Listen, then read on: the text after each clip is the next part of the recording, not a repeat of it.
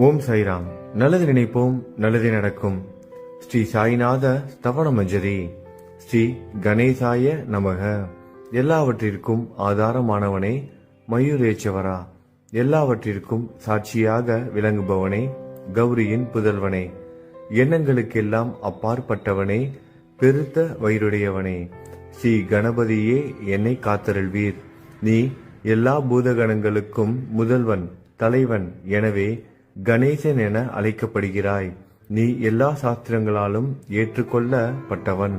புனிதமான முகமுடைய பாலசந்திரனே, சாரதே, வாக்கின் தெய்வமே, நீ வார்த்தைகளுக்கெல்லாம் தலைவி, உலகின் உயிரோட்டத்தின் காரணகர்த்தாவே, நீ படைப்பாளிகளின் இறைவி, நீ எப்போதும் இத்தேசத்தின் அணிகலன், எங்கும் நிறைந்து இருக்கும் எல்லையில்லாத சக்தியே, உலகின் தாயே, உன்னை வணங்குகிறேன். பூரண முழுமையான பரபிரம்மே, மகான்களுக்கு பிரியமானவனே, பண்டரிநாதன் உருவில் வெளிப்பட்ட அவதாரமே, நீ அன்பு கடவுள், எல்லையற்ற கருணையுள்ளம் கொண்டவனே, பாண்டுரங்கா நரஹரி. பொம்மலாட்டக்காரன் தன் கையிலுள்ள கயிற்றால் பொம்மைகளை ஆட்டுவிப்பது போல் பிரபஞ்சம் எங்கும் நிறைந்து நின்று உலகை ஆட்டுவிக்கும் ஒரு பொம்மலாட்டக்காரன். உன் மெய்ப்பொருளை உய்த்துணர அறிவியல் ஏடுகளும் புனித நூல்களும் இன்னமும் முயன்று கொண்டுதான் இருக்கின்றன. மெத்த படித்தவர்களுக்கு நீ வெளிப்பட்டதே இல்லை. சக்கரபாணியே, அத்தகைய அறிவற்றவர்கள் வெறும் வார்த்தை ஜாலங்களிலேதான் சிக்குண்டவர்கள். மகான்கள் மட்டுமே உன்னை உணர்வார்கள். மற்றவர்கள் குழப்பமடைந்து உள்ளார்கள். உனக்கு பக்தியோடு கூடிய சாஷ்டாங்க நமஸ்காரத்தை செய்கிறேன். 5 முகங்கள் கொண்ட சந்திரனே, மனித மண்டை ஓடுகளாலான மாலை அணிந்தவனே, நீலகண்டனே, திகம்பர ஓங்கார வடிவானவனே, பசுபதியே, எல்லா நேரங்களிலும் எவருடைய உதடுகள் உன் பெயரை உச்சரிக்கிறதோ அவர்களது உலகியல் துன்பங்கள் உடனடியாக நீங்கிவிடும். ஜடாமுடியை தரித்த சிவனே, உன் நாமத்தின் சக்தி அத்தகையது. உன் பாதங்களை வணங்கி நான் சாயி புகழை கூறும் இந்த துதியை எழுதுகிறேன். இந்த அருட்பணி முழுமையடைய எனக்கு அருள்வாயாக. நீலகண்டா, ஆலகால விஷமுண்ட சிவனே. இப்போது அத்ரி மகரிஷியின் புதல்வரான தத்தாத்திரேயரையும் குலதெய்வமான இந்திரனையும் துக்காராமையும் எல்லா ஞானிகளையும் பக்தர்களையும் பணிகிறேன். சாயிநாதா, உனக்கு வெற்றி கிட்டட்டும். பாவிகளை கடைத்தேற்றும் கருணை உள்ளவரே, உங்கள் பாதங்களில் என் தலையை வைத்து இருத்தி வேண்டுகிறேன். உன் பாதுகாப்பை எனக்கு அருள்வாய். நீ முழுமையான பரபிரம்மம், ஆனந்தத்தின் இருப்பிடம். நீயே விஷ்ணு, மனிதர்களுள் தலை சிறந்தவர். மன்மதனை எரித்த உமையொரு பாகனும் நீயே. நீ மனித வடிவில் தோன்றிய இறைவன், அறிவு என்னும் ஆகாயத்து சூரியன். நீ கருணை கடல், நீ பிறவி பிணிக்கு ஒரு அருமருந்து. நீ ஏழைகளுக்கும் கீழ்த்தட்டு மக்களுக்கும் விரும்பியதை கொடுக்கும் சிந்தாமணிக்கல். நீ உன் பக்தர்களை பரிசுத்தப்படுத்தும் தெய்வம். உலக வாழ்க்கை என்னும் சம்சார கடலில் மூழ்குபவர்களை காப்பாற்றும் ஓடம். நீ அஞ்சுபவர்களின் புகலிடம்.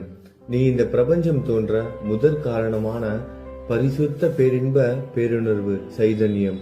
நீ கருணையே உருவானவன். உனது பலவிதமான வெளிப்பாடுகளில் இந்த உலகமும் ஒன்று. நீ பிறப்பற்றவன், சாவும் உன்னை தொட முடிவது இல்லை. என் நீண்ட ஆழமான சிந்தனைக்கு பின் வெளிப்பட்ட கருத்தே இது. பிறப்பு இறப்பு என்பவை அஞ்ஞானத்தால் தோன்றும் வெளிப்பாடே. மகாராஜா, நீங்கள் இறப்பும் பிறப்பும் மற்ற சுதந்திர பறவை. தண்ணீர் நீரூற்றாக தோன்றினால் அதன் ஆதாரம் அங்கு இருப்பதாக அர்த்தமா? ஏற்கனவே அங்கு அது நிரம்பி இருந்தது. பூமியின் உள்ளே இருந்தது, ஊற்றாக வெளியே வந்தது, அவ்வளவுதான்.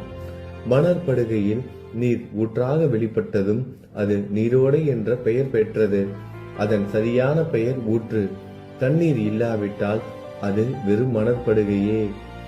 அந்த மணற்படுகையில் தண்ணீர் ஊற்றாக வந்தாலும் அல்லது வற்றி போனாலும் தண்ணீருக்கு அதனால் ஒன்றும் ஆவது இல்லை. ஏனென்றால் தண்ணீர் அந்த மணற்படுகைக்கு எந்த விதமான முக்கியத்துவமும் கொடுப்பது இல்லை. ஆனால் அறியாமையால் மணற்படுகையோ நீர் நிரம்பி இருந்தால் அது பெருமைப்பட்டு கொள்கிறது. ஆகையால் நீர் வற்றியவுடனே அது மிகவும் மனவருத்தம் அடைகிறது. இந்த மனித உடலும் ஒரு விதத்தில் அந்த மணற்படுகை போன்றதே. புனித பேரின்ப நிலையை அந்த நீரூற்றின் தூய தண்ணீருக்கு ஒப்பிடலாம். இம்மாதிரி எண்ணற்ற மணற்படுகைகளை மனித உடல்கள் இருந்த போதிலும் அவற்றில் உள்ள நீர் பேருணர்வு எனப்படும் சைதன்யம் மட்டும் மாறுபடுவதே இல்லை. கருணை உள்ளவரே, நான் உங்களை ஆதியும் அந்தமும் இல்லாதவன் பிறப்பற்றவர் என கூறுவேன். அறியாமை என்னும் மலையை உடைக்க உதவும் இந்திரனின் கையில் இருக்கும் வஜ்ர ஆயுதம். இதுவரை இந்த பூமியில் எத்தனையோ எண்ணற்ற உயிரினங்கள் தோன்றி உள்ளன, இப்போதும் தோன்றிக் கொண்டுதான் இருக்கின்றன. வருங்காலத்தில் மேலும் எண்ணற்ற உருவங்கள் தோன்றதான் போகின்றன. அந்த ஒவ்வொரு தோற்றத்திற்கும் ஒரு தனி உருவமும் பெயரும் கிடைக்கும். இந்த உயிர்கள் ஒவ்வொன்றும் பெயராலும் தோற்றத்தாலும் மட்டுமே இவ்வுலகில் அடையாளம் காட்டப்படுகிறது. ஆகையால் அந்த சுத்த பேருணர்வு நிலையை நீ நான் என்று பிரித்து காட்டுவது சரியல்ல. ஏனென்றால் எது இரண்டாக தோன்ற முடியாதோ அதுவே உண்மையில் பரிசுத்த பேரின்ப பேருணர்வு சைதன்யம் எனப்படும். அது ஒன்றே அனைவரின் உள்ளும் ஆத்மா என்ற பெயரில் உள்ளது. மேலும் உண்மையை சொல்வதானால் அந்த ஒரே ஒரு சுத்த பேரின்ப பேருணர்வு நிலைதான் உலகம் முழுவதும் வியாபித்து இருக்கிறது. அப்படி இருக்கையில் நீ நான் என்ற வேற்றுமைகள் எவ்வாறு இருக்க முடியும்? நீருண்ட மேகத்தில் உள்ள நீரின் தன்மை உலகெங்கிலும் ஒன்றே. ஆனால் அது பூமியை அடைந்ததும் வெவ்வேறு தோற்றங்களை நதி, ஏரி, ஊற்று ஏற்கின்றன. கோதாவரி மணற்படுகையில் விழும் நீர் கோதாவரி நதி என்றழைக்கப்படும். அதே சமயம் கிணறு ஒன்றில் விழும் நீருக்கு அந்த சிறப்பு தகுதி கிடைப்பது இல்லை. கோதாவரி நதி மிகவும் புனிதமானது. நீங்கள் அதில் உள்ள நீரை போன்றவர். நாங்கள் குளம், குட்டை, சகதியில் உள்ள நீர் போன்றவர்கள். நம் இருவருக்கும் இடையே உள்ள வித்தியாசம் இதுதான். உங்கள் வாழ்வின் குறிக்கோளை அடைவதற்கு நாங்கள் உங்களிடம் வர வேண்டும். கூப்பிய கரங்களுடன் சரணடைய வேண்டும். ஏனென்றால் நீங்கள் ஒருவரை புனிதத்தின் உறைவிடம்.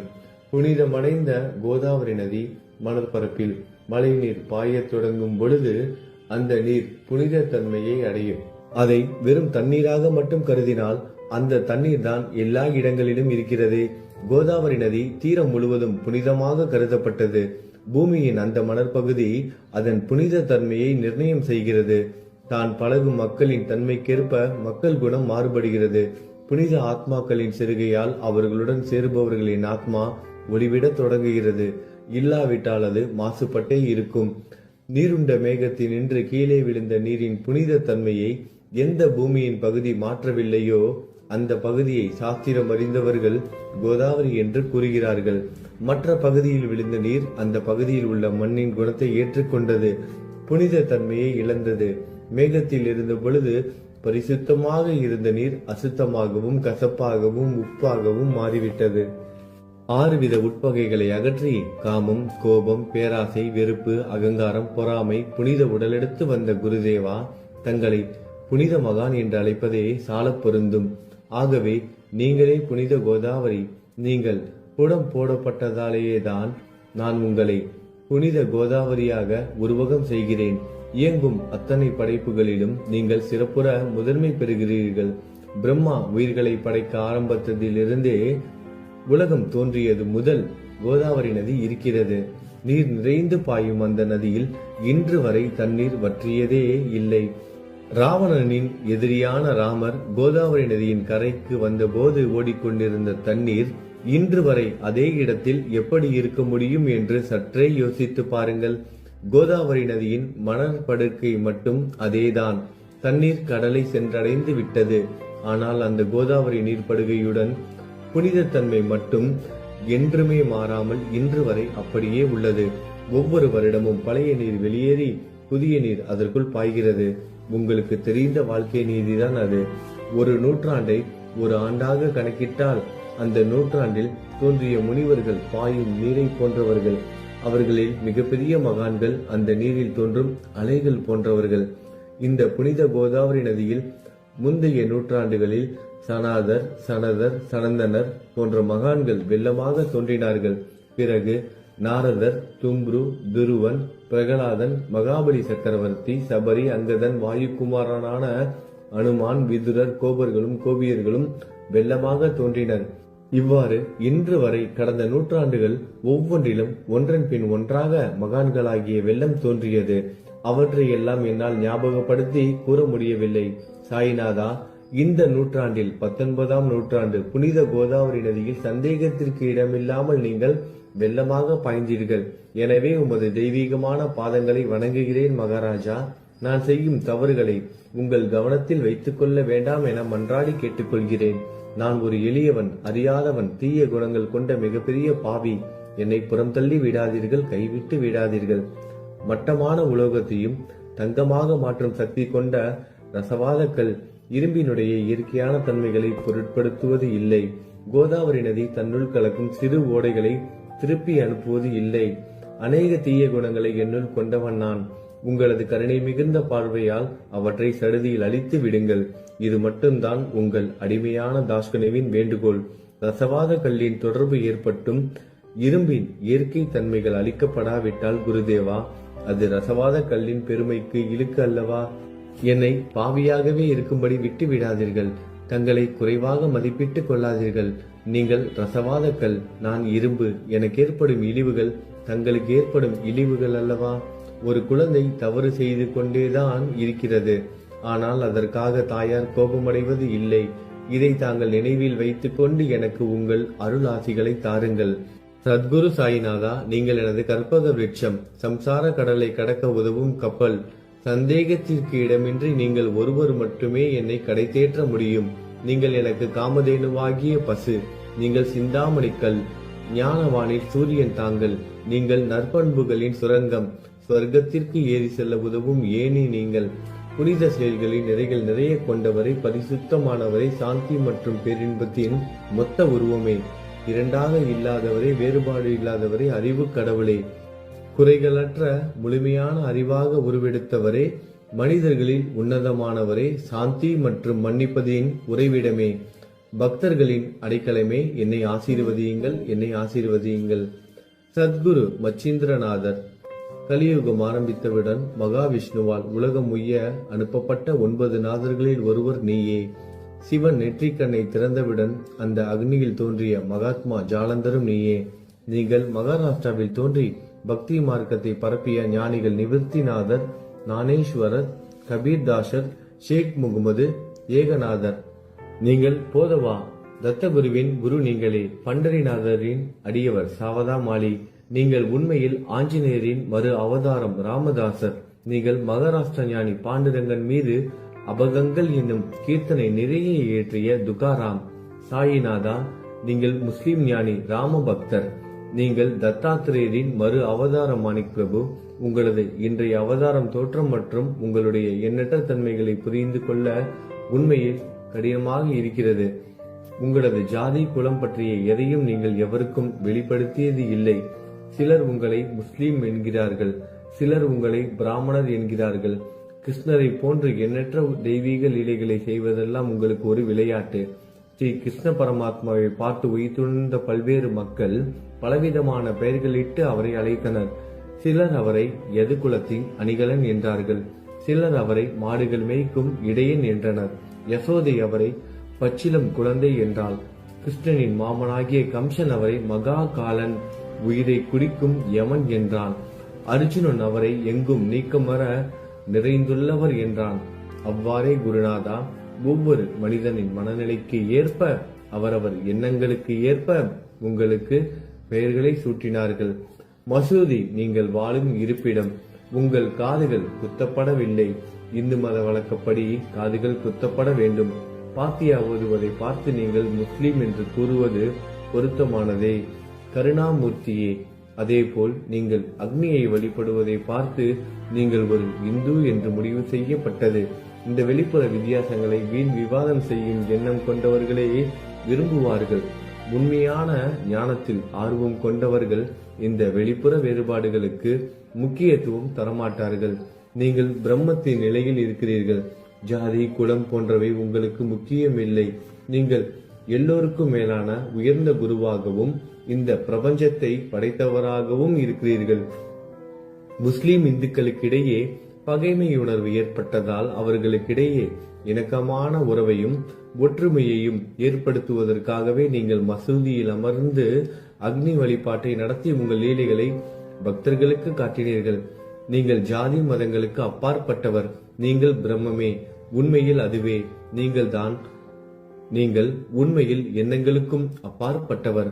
உங்களை பற்றிய வாத பிரதிவாதங்கள், ஊகங்கள், ஆதாரம் இல்லாத கருத்துக்கள் நடமாடும் இடத்தில் என் வார்த்தைகளுக்கு முக்கியத்துவம் எப்படி கிடைக்கும்? ஆனால் உங்களை பார்க்கும் பொழுது என்னால் மௌனமாக இருக்க முடியவில்லை. வார்த்தைகளால் போற்றுதலே உலக வழக்கில் உள்ள ஒரே வழக்கம். ஆகையினால் உங்கள் அருளாசியுடன் வார்த்தைகளால் எப்படியெல்லாம் போற்ற முடியுமோ அவ்வண்ணமே போற்றி புகழ்கிறேன். கடவுளின் நிலையை விட மகான்களின் நிலை வேறுபட்டு மிக உயர்ந்ததாகவும் இருக்கும். மகான்களின் அருகில் நான் எனது போன்ற எண்ணங்களுக்கு இடமே இல்லை. கடவுளை வெறுத்ததால் இரணியகசிபுவும் ராவணனும் கொல்லப்பட்டனர். மகான்கள் கைகளால் இத்தகைய துர்சம்பவங்கள் ஏற்பட்டதே இல்லை. அரசன் கோபிசந்தன் முனிவர் ஜாலந்தரை சாணக்குவியலுக்குள் புதைத்தான். ஆனால் அந்த நிலையிலும் அரசரின் அந்த செயலுக்காக அந்த முனிவர் வருத்தப்படவே இல்லை. அரசரின் அந்த செயலுக்கு நேர்மாறாக அந்த அரசனை சம்சார சூழலில் இருந்து விடுவித்து அவனை முக்தியடைய செய்தார். மகான்களின் சக்தி இப்படிப்பட்டதே. அவற்றை விவரித்து கூற முடியாது. மகான்கள் சூரியனை போன்றவர்கள். அவர்கள் கருணை ஒளிவிட்டு பிரகாசிக்க கூடியது. மகான்கள் சந்திரனை போல் இதயத்திற்கு ஆறுதல் கொடுப்பவர்கள். சந்திரனின் மேன்மையான ஒளிக்கதிர்கள் போல் அவர்களது அருள் ஒளி வீசும். மகான்கள் இதமளிக்கும் கஸ்தூரி போன்றவர்கள். அவர்கள் அருள் அதன் நறுமணம் போன்றது. மகான்கள் சாறு நிரம்பிய கரும்பு போன்றவர்கள். அவர்களின் அருள் அந்த கரும்பு சாற்றினை போல் இனிப்பானது. நிச்சயமாக மகான்கள் நல்லவர்களிடமும் தீயவர்களிடமும் ஒரே விதமாக நடந்து கொள்கின்றனர். அதற்கும் மேலாக பாவிகளிடம் அவர்கள் காட்டும் அன்பு அளவிட முடியாதது. கோதாவரி நதியில் அழுக்கடைந்த துணிகளை சுத்தம் செய்யப்பட வேண்டி வருகின்றன.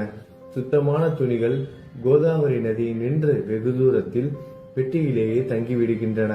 பெட்டியில் வைக்கப்பட்டிருந்த அந்த துணியும் ஒரே ஒரு முறை கோதாவரி மணற்படுகைக்கு நன்றாக துவைப்பதற்காக வந்ததுதான். இந்த ஊமையில் பெட்டிதான் வைகுண்டம். நீங்களே கோதாவரி. கோதாவரி நதிக்கரையே நம்பிக்கை. எல்லா உயிரினங்களும் துணிகள். 6 விதமான மன விகாரங்களே அவற்றை பற்றியுள்ள அழுக்கு. அவை காமம், கோபம், கஞ்சுத்தனம், மதம், பொறாமை, மோகம் என்பவையே. தங்கள் பாதார விந்தங்களை வணங்குவதை கோதாவரியில் செய்யப்படும் புனித குளியல் எல்லா பாவங்களையும் மன அழுக்குகள் போக்கி சமத்தரே எங்களை சுத்தப்படுத்தும். சம்சார வாழ்க்கையில் உழலும் மக்களாகிய நாங்கள் மேலும் மேலும் பாவம் செய்கிறவர்களாக இருக்கிறோம். எனவே மகான்களின் தரிசனம் பெறுவதற்கு நாங்கள் தகுதியுடையவர்கள் ஆகிறோம். கோதாவரி நதியில் தண்ணீர் நிரம்பி உள்ளது. படித்துறையில் துவைப்பதற்காக துணிகள் வருகின்றன. அவை துவைக்கப்பட்டு சுத்தப்படுத்தப்படாவிட்டால் அது கோதாவரி நதிக்கல்லவா இலக்கை தேடி தரும். நீங்கள் அடர்ந்த இலைகளுடன் கூடிய நிழலையும் குளிர்ச்சியையும் தரும் மரம். உண்மையில் நாங்கள் வழிபோக்கர்கள். எங்களை 3 வித துக்கங்கள், இயற்கை இடர்பாடுகளால் வரும் துன்பங்கள், நமது உடலுக்கு வரும் நோய் நொடிகள், அஞ்ஞானத்தால் நிரம்பிவிடும் பாவ மூட்டை எனப்படும் வெயில் சுட்டரிக்கின்றன. கருணாமூர்த்தியே, அந்த சுட்டரிக்கும் 3 வித தாபங்களின் வெப்பத்திலிருந்து எங்களை காப்பாற்றும். தங்கள் அன்பு மிகுந்த கருணை என்னும் குளிர் நிழல் இந்த சம்சாரம் என்னும் வாழ்க்கை கடலை கடக்க உதவும் தன்மை கொண்டது. மரத்தின் அடியில் அமர்ந்தும் ஒருவன் சூரியனின் சுட்டரிக்கும் வெப்பத்தை உணர்ந்தால் அந்த மரத்தை நிழல் தரும் மரம் என்று கூற முடியுமா? பாருங்கள், உங்கள் அருளின்றி இந்த உலகில் நல்லது என்பது ஏற்படுவது இல்லை. எனவே தர்மத்தை நிலைநிறுத்துவதற்காக சேஷசாயி பாம்பு படுக்கையில் இருப்பவனே அர்ஜுனனுக்கு நண்பனாக, வழிகாட்டியாக மற்றும் ஆன்மீகவாதியாக மாறினார். சுக்ரீவனின் அன்பினாலேயே விபீடனன் அரசன் ராமனின் நட்பை பெற்றான். ஸ்ரீ ஹரியும் மகான்கள் மூலமாகத்தான் பெருமை பெற்றார். பிரம்மம் உருவமற்றது. எனவே வேதங்களால் அதை வர்ணிக்க முடியவில்லை. பூமியில் அதை மனித உருவில் தோன்ற வைத்து மகான்கள் அதன் உருவமற்ற தன்மையை மாற்றினர். தாமாஜி என்ற பக்தருக்காக பாண்டுரங்கனை ஒரு தாழ்த்தப்பட்ட குலத்தில் பிறக்க வைத்தார். சோகமேளா என்ற பக்தருக்காக உலகின் தெய்வமாகிய இறைவனை இறந்த எருமைகளின் உயிரற்ற உடல்களை எடுக்க வைத்தார். மகான்களின் பெருமையை உணர்ந்த இறைவன் தண்ணீர் சுமந்து உழைத்தார். உண்மையில் மகான்கள் எல்லாவற்றையும் தாங்கும் சக்தியும் சச்சிதானந்த பிரபுவும் ஆகிய இறைவனின் எஜமானர்களே. இதற்கு மேலும் சொல்வதற்கு ஏதும் இல்லை. நீங்களே என் தாயும் தந்தையும். ஷீரடி கிராமத்தில் வசிக்கும் சத்குரு சாயிநாதா பாபா உங்கள் லீலைகளை எவர் ஒருவராலும் உண்மையிலேயே முழுமையாக புரிந்து கொள்ள முடியாது என்கிற போது சாதாரண மனிதனாகிய நான் எவ்வாறு அவற்றை விளக்க முடியும் என்று கூறுங்கள். எல்லா உயிரினங்களையும் காப்பாற்ற நீங்கள் ஷிரடிக்கு வந்திருக்கிறீர்கள். மண் அகல் விளக்குகளில் வெறும் தண்ணீரை ஊற்றி அவற்றை எரிய வைத்தீர்கள். மிக குறுகிய மரப்பலகையை கொஞ்சம் ஊஞ்சல் படுக்கையாக்கி உங்கள் யோக சக்தியை உங்கள் பக்தர்களுக்கு காட்டினீர்கள். அநேக பெண்களின் மலட்டுத்தன்மையை முழுவதுமாக நீக்கினீர்கள். உதியின் மூலம் அநேக பேரின் வியாதிகளை குணமடைய செய்தீர்கள். இவ்வுலக சம்பந்தமான துன்பங்களை நீக்குவது உங்களுக்கு ஒரு பொருட்டே அல்ல. யானை ஒன்று எறும்பை சுமையாக கருதுமா? குருராயா, இப்பொழுது இந்த எளியவன் பால் கருணை காட்டுங்கள். உங்கள் பாதங்களில் சரணடைந்து விட்டேன். என்னை திருப்பி அனுப்பி புறம் தள்ளி விடாதீர்கள். மகாராஜ், நீங்கள் அரசர்களுக்கெல்லாம் அரசன். நீங்கள் குபேரனை விட செல்வம் அடைந்தவர். நிச்சயமாக தன்னிகரற்ற வைத்தியர். உங்களை விட மேலானவர் எவரும் இல்லை. மற்ற கடவுள்களை வணங்குவதற்கு தனித்தனியாக பூஜை பொருட்களும் வழிபாட்டு முறைகளும் உள்ளன. ஆனால் உங்களை வணங்குவதற்கு தகுதியான பொருட்களே இந்த உலகில் இல்லை. சூரியனின் ராஜ்யத்தில் தீபாவளி பண்டிகையை கொண்டாடுவது என்றால் எவ்விதமான பொருட்களை கொண்டு அதை கொண்டாடுவோம்? சமுத்திரத்தின் தாகத்தை தணிக்க பூமியில் போதுமான தண்ணீர் கிடைக்காது. நெருப்பை சூடாக்குவதற்கு எங்கிருந்து அக்னியை கொண்டு வருவது? ஸ்ரீ சமர்த்த குருராயா, பூஜை செய்ய உதவும் பொருட்கள் யாவற்றிலும் இருப்பது உன் ஆத்மாவே. ஆரம்பம் முதலே அவை உன் ஒரு பகுதியே. மேலே கூறப்பட்டவை எல்லாம் தத்துவார்த்த ரீதியில் கூறப்பட்டவையே. எனக்கு ஏற்பட்ட அடிப்படையில் கூறப்பட்டவை அல்ல. அனுபவங்கள் இன்றி கூறப்படும் வார்த்தை ஜாலங்கள் வீணே. சம்பிரதாய சடங்குகளின்படி உங்களுக்கு பூஜை செய்ய வேண்டும் என்றால் அதனை செய்வதற்கு தேவையான பூஜை சாமான்கள் என்னிடத்தில் இல்லை என் குருநாதா. கருணையுடையவரை, அடிக்கடி என் கற்பனை திறனின் அடிப்படையில் உங்களுக்கு நான் வழிபாடு செய்கிறேன். அந்த வழிபாட்டை இந்த அடிமையிடமிருந்து ஏற்றுக்கொள்ளுங்கள். இப்போது என் அன்பு கண்ணீரால் உங்கள் கால்களை கழுவுகிறேன். உண்மையான பக்தி என்னும் சந்தனத்தை அரைத்து சாந்தாக்கி உமக்கு இடுகிறேன். அழகிய வார்த்தைகளால் எழுதப்பட்ட இந்த துதி என்னும் கம்னியை உமக்கு அணிவிக்கிறேன். இந்த புகழ் மாலையை உங்கள் கழுத்தை சுற்றி அணிவிக்கிறேன். என் கெட்ட குணங்களை தூபமாக்கி உமக்கு முன் எரிய விடுகிறேன். தீய குணங்களின் கூட்டு பொருளே ஆனாலும் அது எரியும் போது அதிலிருந்து தீய வாசனை எழுவது இல்லை. சத்குருவுக்கு முன்பு இல்லாமல் வேறு எங்காவது இந்த தூபம் எரிய விடப்பட்டால் அங்கெல்லாம் அந்த தூபத்தின் நிலை கீழே கொடுத்த மாதிரி ஆகும். அதாவது சாம்பிராணியை நெருப்பில் போட்டவுடன் அது பொசுங்கி அதில் உள்ள நல்ல மனம் என்ற நற்குணம் அதை விட்டு மறைந்து போகிறது. சத்குருவே, உமக்கு முன் அதை எரிய விட்டால் இதற்கு மாறாக நிகழ்கிறது. தீய தன்மைகள், அழுக்குகள் அக்னியில் எரிந்து விடுகின்றன. உலகம் பார்த்து சந்தோஷப்படும் வகையில் அதன் நற்குணம் அதிலேயே தங்கிவிடும். மனதில் உள்ள தீய குணங்கள் யாவும் எரிந்த பிறகு மனம் மாசற்றதாகிறது.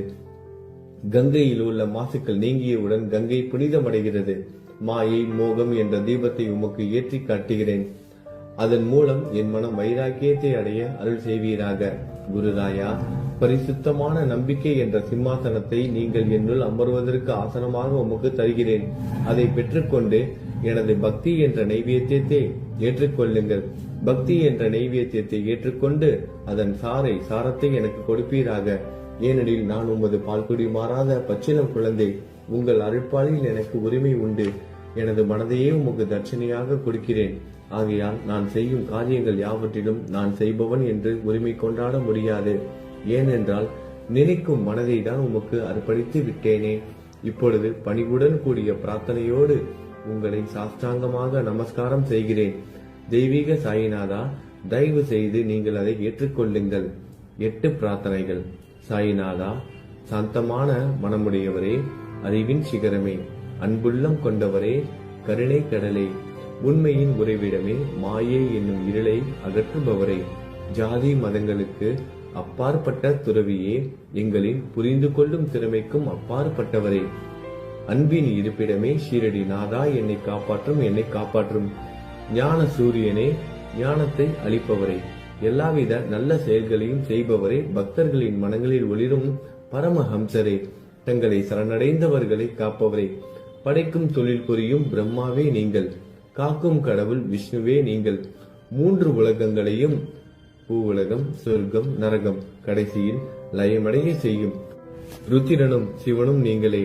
நீங்கள் இல்லாத இடமே இந்த பூமியில் ஏது? எல்லாம் அறிந்த இறைவன் நீங்கள். எங்கள் அனைவரின் இதயங்களிலும் வசிப்பவரும் நீங்களே. எனது எல்லா குற்றங்களையும் மன்னிக்க வேண்டும் என வேண்டி கேட்டுக்கொள்கிறேன்.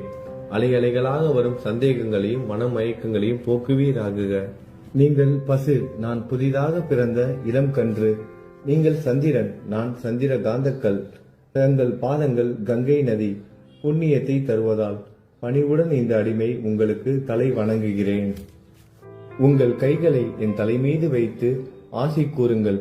கவலைகளும் துன்பங்களும் பறந்தோடட்டும். நான் உங்கள் அடிமை. இந்த 8 துதிகளையும் கூறி நான் உங்களை சாஷ்டாங்கமாக நமஸ்கரிக்கிறேன். எனது பாவங்கள், துயரங்கள், ஏழ்மை யாவும் உடனடியாக விலகட்டும். நீங்கள் பசு, நான் கன்று குட்டி. நீங்கள் தாய், நான் உங்கள் குழந்தை. என் மீது கடுமை காட்டாதீர்கள். நீங்கள் மேற்கு தொடர்ச்சி மலைப்பகுதி மலையகிரியில் உள்ள சந்தனம், நான் முள் அடர்ந்த புதர். நீங்கள் புனிதமான கோதாவரி நீர், நானோ பெரும் பாவி. குருநாதா, உங்கள் தரிசனம் கிடைத்த பிறகும் என்னிடம் உள்ள கெட்ட குணங்கள் என்ற அழுக்கு என் மனதிலேயே தங்கி இருக்குமானால் உங்களை சந்தனம் என்று யார் கூறுவார்கள்? கஸ்தூரியின் அருகாமையில் உள்ள மண்ணும் உயர்வாக போற்றப்படுகிறது. மலரின் தொடர்பினால் தானே அதன் நாரும் தலையில் உயர்ந்த இடத்தை பிடிக்கிறது. மலரால் மனம் பெற்ற நாற்போல் மகான்களும் அப்படிப்பட்டவர்களே. அவர்களுடன் தொடர்புடைய எந்த பொருளும் மிகவும் உயர்வாக மதிக்கப்படுகிறது.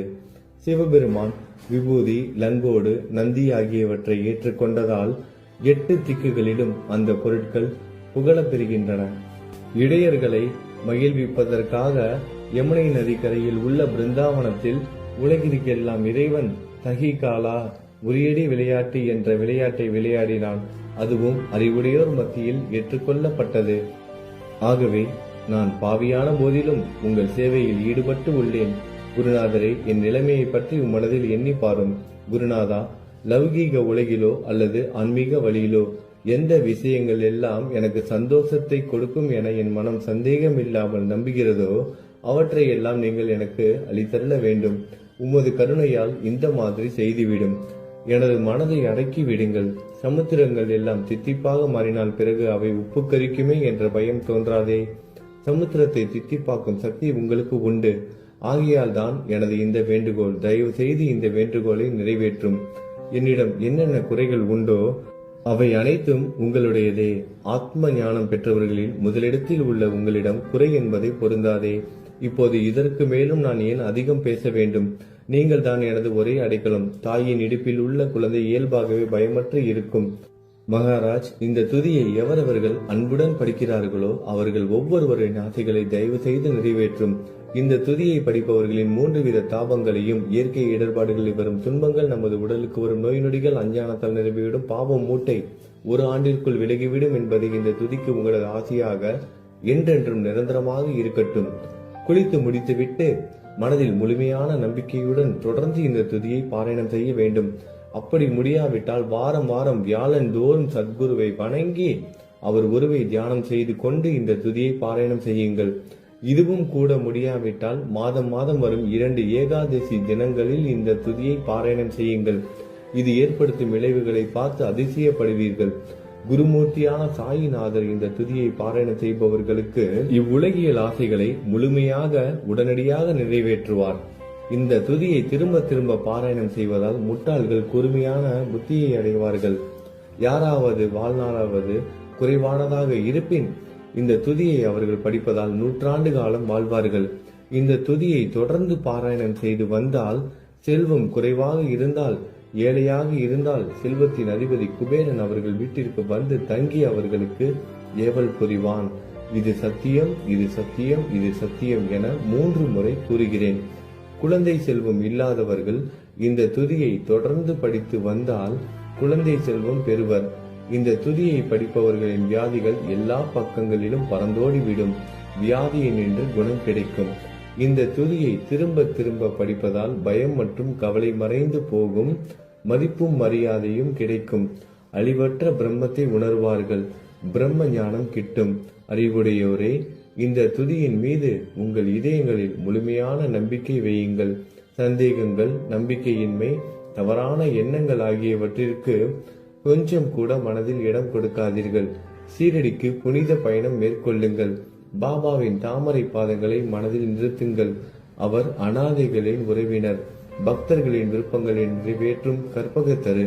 பாபாவால் உணர்வூட்டப்பட்டு இந்த துதியை நான் இயற்றினேன்.